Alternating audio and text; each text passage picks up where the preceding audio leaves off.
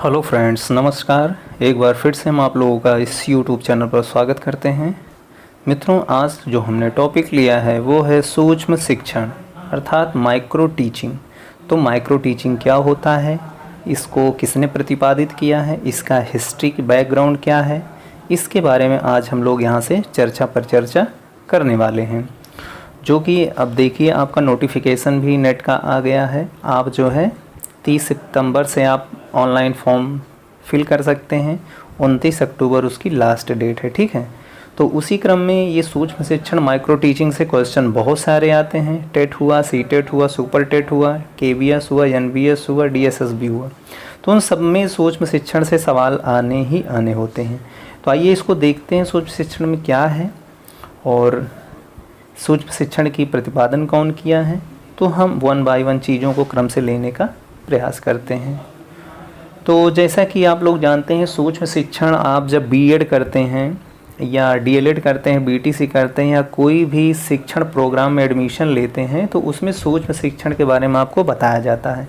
सूक्ष्म शिक्षण एक जो है माइक्रो टीचिंग, मतलब अल्प समय के लिए जब शिक्षण कार्य किया जाता है तो उसे हम लोग एक व्यवहारिक भाषा में सूक्ष्म शिक्षण कह देते हैं।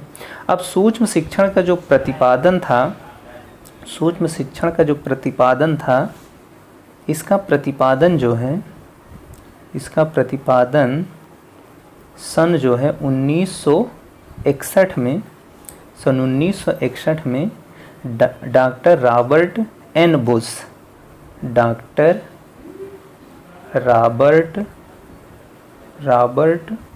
एन बुश, चीज़ों को आप ध्यान से नोट कर लीजिएगा।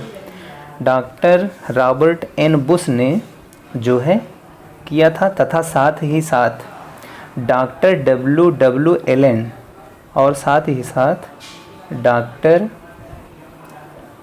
W एलन ये भी साथ में थे, ने किया था। इन दोनों के द्वारा जो है सूक्ष्म शिक्षण का जो है प्रतिपादन किया था। और ये कहाँ पे कार्यरत थे ये दोनों लोग, डॉक्टर रॉबर्ट एन बुश और डॉक्टर W एलन। ये दोनों लोग जो है स्टैनफोर्ड विश्वविद्यालय, कहाँ मित्रों, स्टैनफोर्ड विश्वविद्यालय, स्टैनफोर्ड विश्वविद्यालय में दोनों लोगों ने कार्यरत थे। और वहाँ पे स्टैनफोर्ड विश्वविद्यालय में प्रशिक्षण प्रविधि के रूप में किया था। यानी इसका जो सूक्ष्म शिक्षण का प्रतिपादन 1961 में रॉबर्ट एन बुश और डॉक्टर W एलन स्टैनफोर्ड विश्वविद्यालय में एक प्रशिक्षण प्रविधि के रूप में इसका प्रतिपादन किया था। वस्तुतः स्कीनर के क्रिया प्रसूत अनुबंधन के पुनर्बलन एवं थार्नडाइक के प्रयास एवं त्रुटि सिद्धांत के अभ्यास के नियम के आधार पर सूक्ष्म शिक्षण की पृष्ठभूमि तैयार हुई थी। ठीक है, किसके किसके, स्कीनर के, ये भी याद रखना है, स्कीनर तथा थार्नडाइक, इनके जो सिद्धांत थे, थार्नडाइक के क्रिया प्रसूत अनुसंधान और इनके थार्नडाइक के भूल एवं प्रयास वाला जो था सिद्धांत, उस पर आधारित ये सूक्ष्म शिक्षण का प्रादुर्भाव किया गया था। ठीक है, उसके बाद जो है इसमें कुछ अपेक्षित बदलाव किए गए, परंतु जिसे सूक्ष्म शिक्षण कोई शिक्षण विधि न होकर यह एक ऐसी प्रशिक्षण विधि है जो कार्यरत या भावी शिक्षकों में अपेक्षित शिक्षण कौशलों को परिमार्जित अथवा विकसित करता है। अर्थात अगर हम अगले बात में करें तो यह जो सूक्ष्म शिक्षण की प्रवृत्ति है, यह कोई एक नया सिद्धांत नहीं है, ये शिक्षण कार्य में जो व्यवहारिक परिवर्तन लाने का प्रयास करता है। यानी ये शिक्षण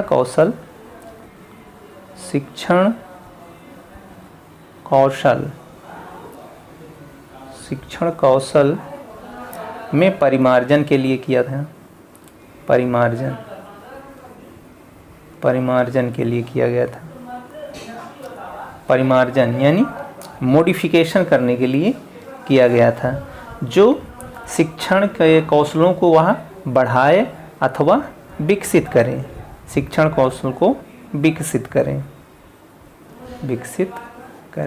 तो किसके लिए किया गया था, ये बात आपको याद रखना है। वो शिक्षण कौशल को बढ़ाने के लिए, परिमार्जन करने के लिए और साथ ही साथ व्यवहारिक कौशल को विकसित करने के लिए इस मेथोडोलॉजी या इस प्रविधि का निर्माण किया गया था। ठीक है। अब सूक्ष्म शिक्षण की जो प्रकृति है मूलतः प्रयोगशाली, वैश्लेषिक एवं उपचारात्मक प्रकार की है। ये याद रखना है आपको। इसकी जो प्रकृति है वो है आपकी प्रयोगशाली,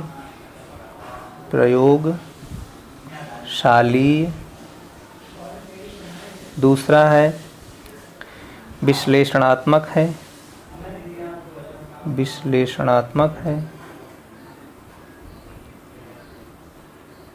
तीसरा है उपचारात्मक।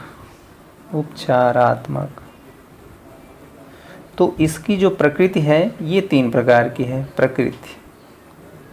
इसकी प्रकृति ये 3 प्रकार की है, प्रयोगशालीय है, विश्लेषणात्मक है और उपचारात्मक है। इसकी यह एक प्रकृति है। अब आगे हम इसी क्रम में और बताना चाहेंगे आपको कि माइक्रो अथवा सूक्ष्म शिक्षण का अर्थ जो है लघु स्तरीय शिक्षण यानी स्केल डाउन टीचिंग से होता है। किससे मित्रों होता है? स्केल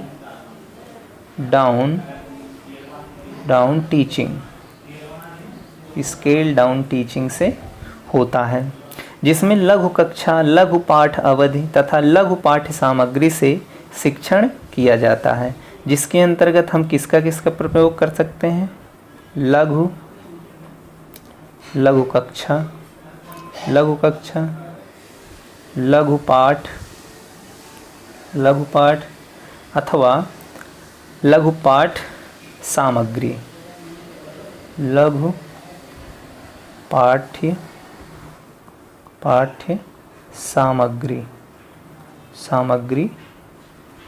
सामग्री का उपयोग कर सकते हैं जो कि शिक्षण में किया जाता है।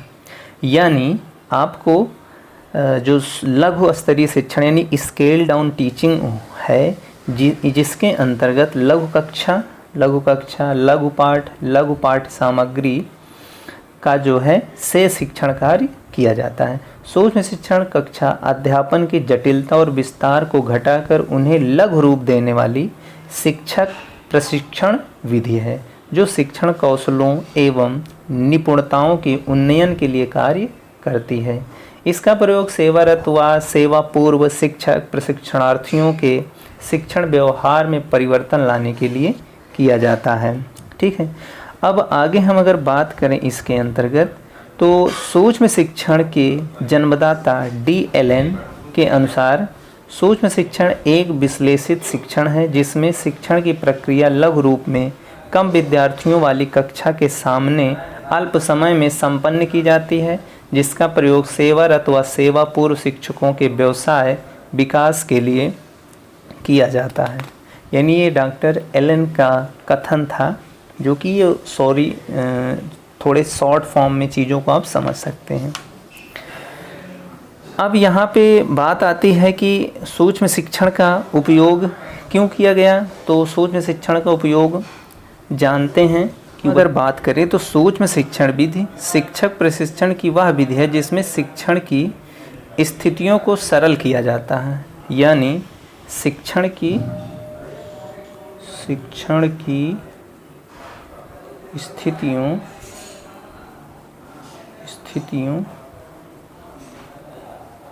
को सरल किया जाता है। ठीक है। शिक्षण की स्थितियों को सरल किया जाता है। और इसी क्रम में आगे हम बात कर सकते हैं, और साथ ही साथ शिक्षण व्यवहार को किसी एक विशेष कौशल के अभ्यास से जोड़ दिया जाता है।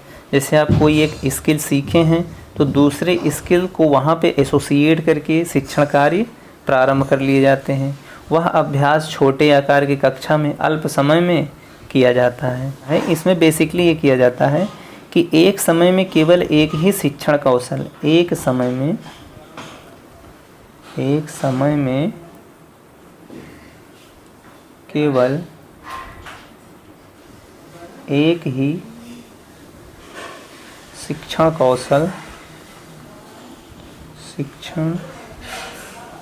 कौशल का उपयोग, ये इम्पोर्टेंट चीज़ है, इसको याद करिएगा, उपयोग किया जाता है। एक साथ कई सारे हम उपयोग नहीं कर सकते हैं कौशलों का।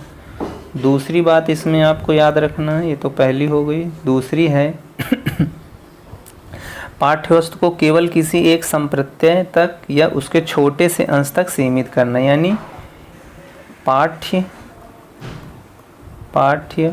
वस्तु को एक बिंदु पर कंसंट्रेट करना, सीमित करना, ऐसे भी लिख सकते हो, सीमित किया जाता है।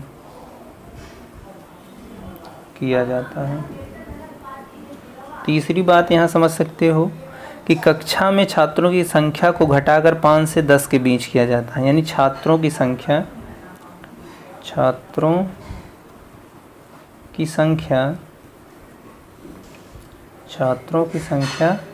5 से 10 किया जाता है। मतलब बहुत ज़्यादा भीड़ क्लास में नहीं होनी चाहिए, इस बात को ध्यान रखना है। और पाठ की अवधि को घटा करके 5 से 10 मिनट के बीच रखा जाता है। यानी आपका जो चौथी बात है, पाठ की अवधि घटाकर 5 व 10 मिनट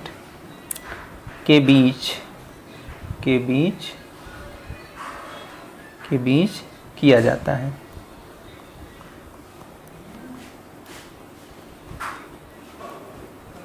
और भारत में, अगर भारत के परिप्रेक्ष्य में बात करें तो भारत में माइक्रो टीचिंग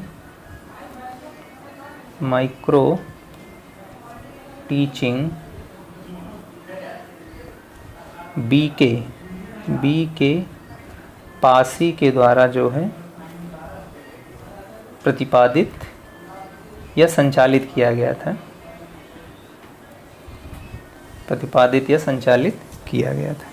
तो ये था हमारे पास कुछ सूक्ष्म शिक्षण से रिलेटेड कुछ मोटी मोटी बातें। फिर आगे के वीडियो में हम लोग बात करेंगे इसी सूक्ष्म शिक्षण की क्या विशेषताएं या इसकी मूल मान्यताएं क्या हैं, किस तरीके से हम इसको डिवाइड कर सकते हैं क्लासेस को।